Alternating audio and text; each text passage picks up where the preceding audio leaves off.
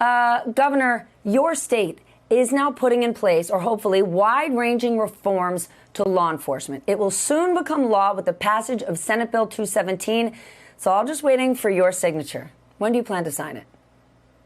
I'll be signing this hours from now, which I'm very proud will make us the very first state post George Floyd murder to really engage in meaningful police reform, supported by overwhelming majority of Democrats and Republicans in our state. It's a really strong measure. Our officers of the peace will have body cameras going forward. It bans chokeholds, and it raises the legal threshold for when deadly use of force can be used. So if the people of Colorado are receiving it well, how's law enforcement receiving it? Well, look, I think many members of law enforcement understand that we need work on both sides to really bridge the distrust between communities of color and law enforcement. We see it in immigration enforcement, where many of our undocumented communities fear deportation for reporting crimes, and building that trust of our civilian law enforcement is so important. And we see it in our Black communities. And so I think this is a important step, along with the hard work of our police chiefs and sheriffs, to make sure that they really have all of the sensitivity training that they need to make sure that every potential perpetrator is treated the same way, regardless of their skin color. Governor, let's talk about the coronavirus. You are seeing the curve flatten in your state, and Politico has a new article out entitled "What Colorado is Getting Right About Reopening." What are you doing?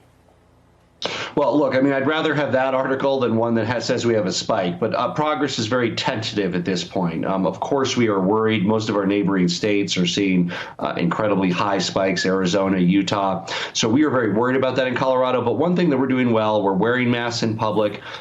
We are doing social distancing where we can, as we try to get back to a sustainable way of life, kind of that new normal. And so far, Coloradans are doing well, but we're only 1 or 2 steps ahead of this virus. And the minute we let up, the minute anyone in America lets up, it's going to overwhelm us again. Well, you're wearing masks in public-ish. Only essential workers are required to do so. Why not have everyone? Well, we have everybody who works encountering the public. So that means people in stores, people in post offices, people in restaurants, the wait staff. So everybody who encounters the public wears masks. And then we recommend them for the general public. And several of our larger municipalities have also mandated in their civil fines if people aren't wearing them when they go to the stores or go to restaurants as well. So, but everywhere across our state, the people that are working, that are encountering tens or hundreds of people a day, are at least a bit safer, and their customers are safer because of the mask requirement.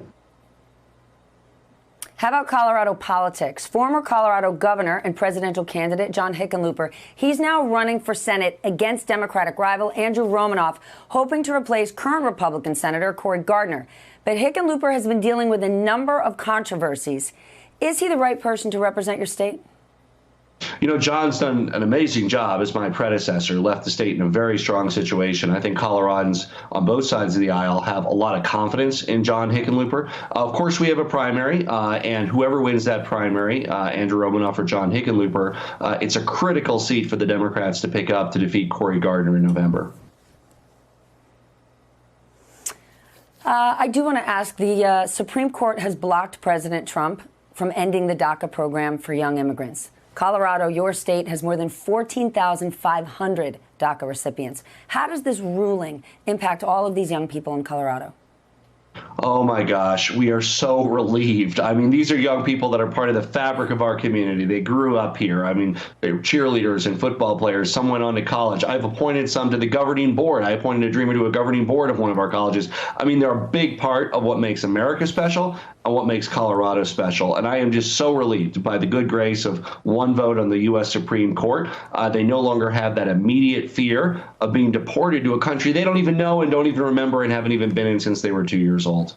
Hey there, I'm Chris Hayes from MSNBC. Thanks for watching MSNBC on YouTube. If you want to keep up to date with the videos we're putting out, you can click subscribe just below me or click over on this list to see lots of other great videos.